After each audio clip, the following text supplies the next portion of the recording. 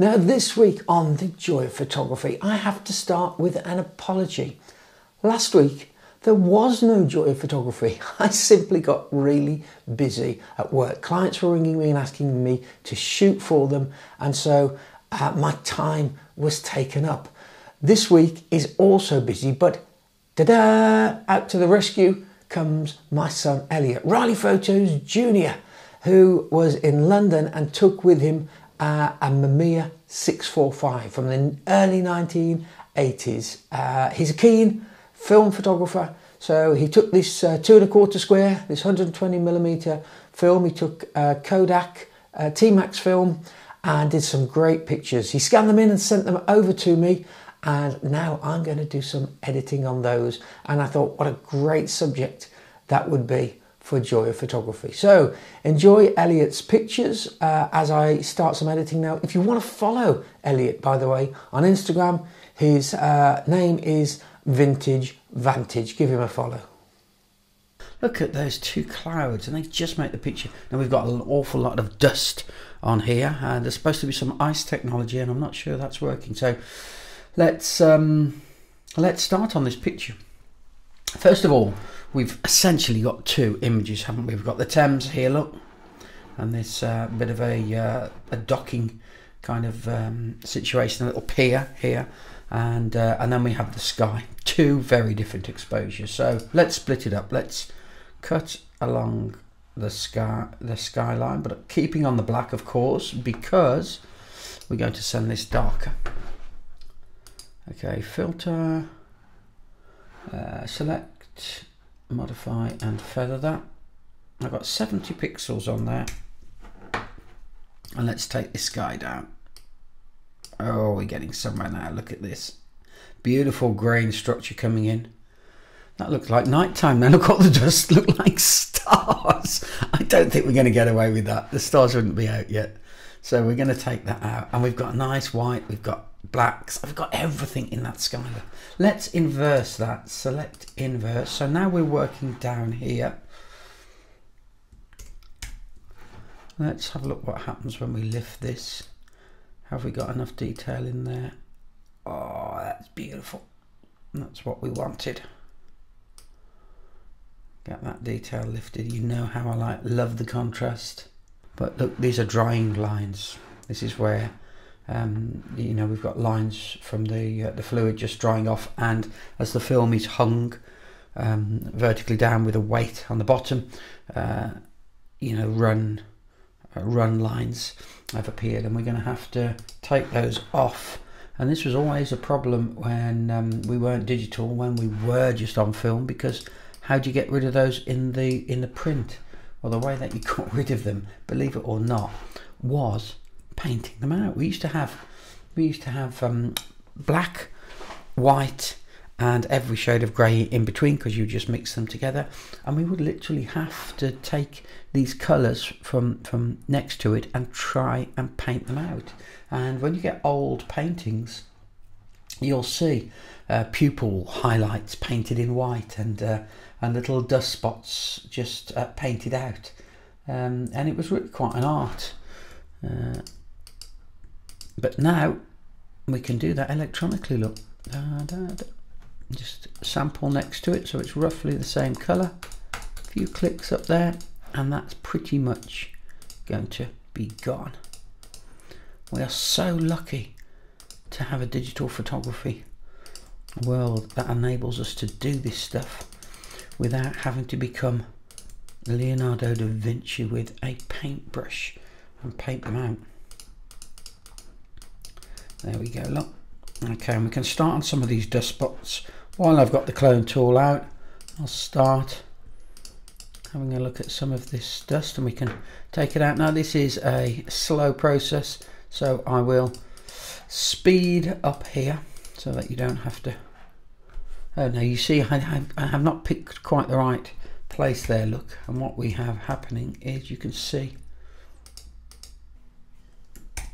the beauty of clouds is that you can do stuff like this, and it doesn't matter so much about marks because they just look like clouds. To get the colour right. That's it, that's about right, isn't it? You see we can put a little cloud in there, a little wisp of a cloud, and join it up with that one. Okay, I'm starting to think about cropping it. We'll take a 16:9 so that we can get it really nice on screen. And let's level up on that. So we've got to get that sky in, haven't we? I'm not sure, we're losing a little bit too much in 16:9. Let's just go unrestricted for a second and just see what it looks like when we bring. I don't particularly like this coming in here, look, but I do like the church there. And we have got those clouds, extra clouds. And I'm not sure we need the bushes and where that joins there. I like that gap there, look.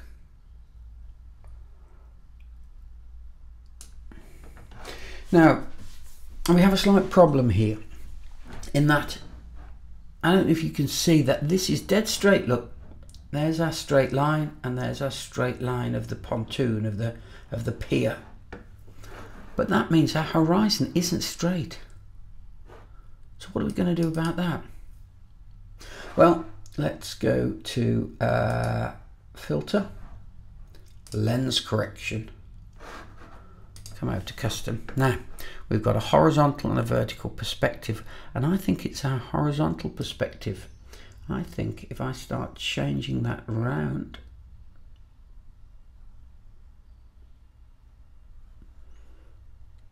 no, that's not working, is it?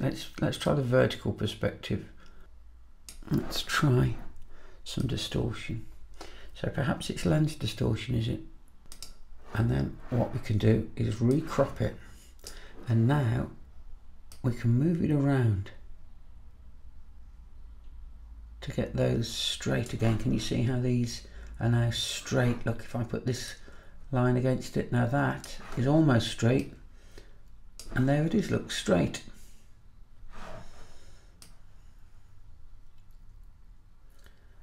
And our horizon, look, of the river is straight.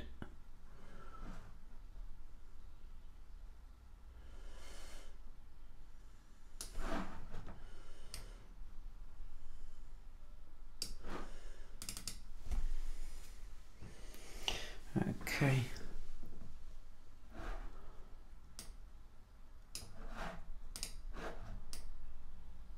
About there, straight, isn't it? That's better, look. We've got a little bit of black showing at the very top there. Ta-da, ta-da. Now, let's have a look. If we start bringing that down a little. I think perhaps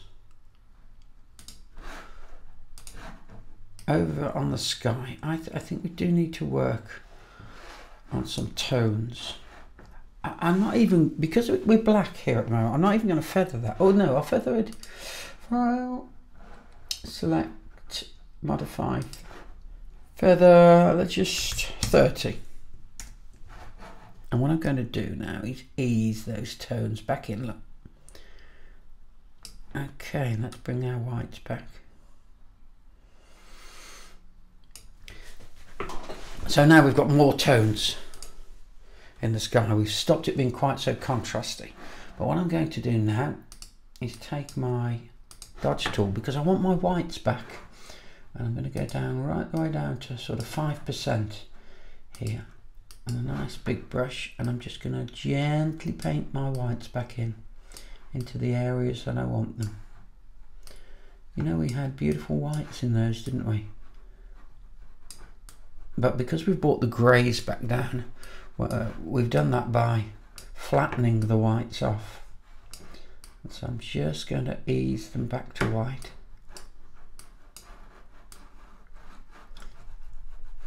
And just across the top there, look, and those little fluffy bits there, you see, just coming away. That's nice.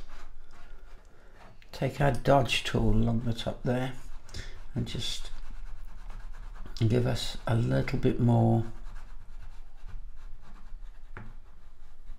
of that.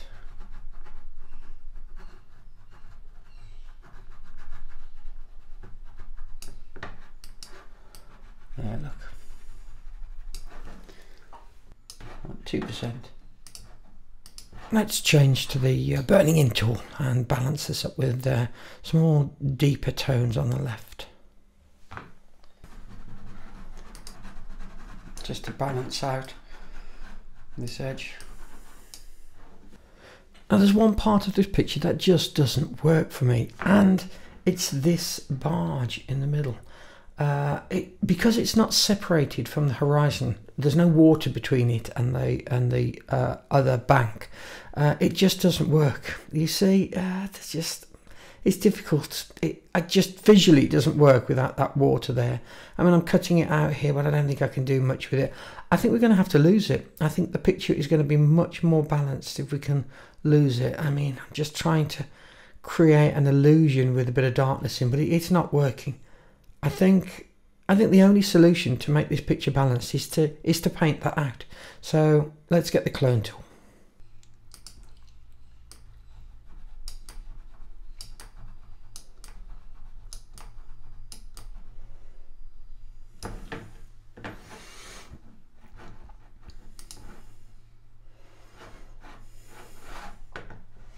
I can't help thinking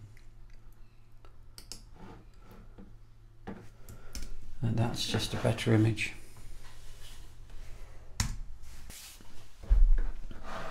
I still think we can go slightly darker down here.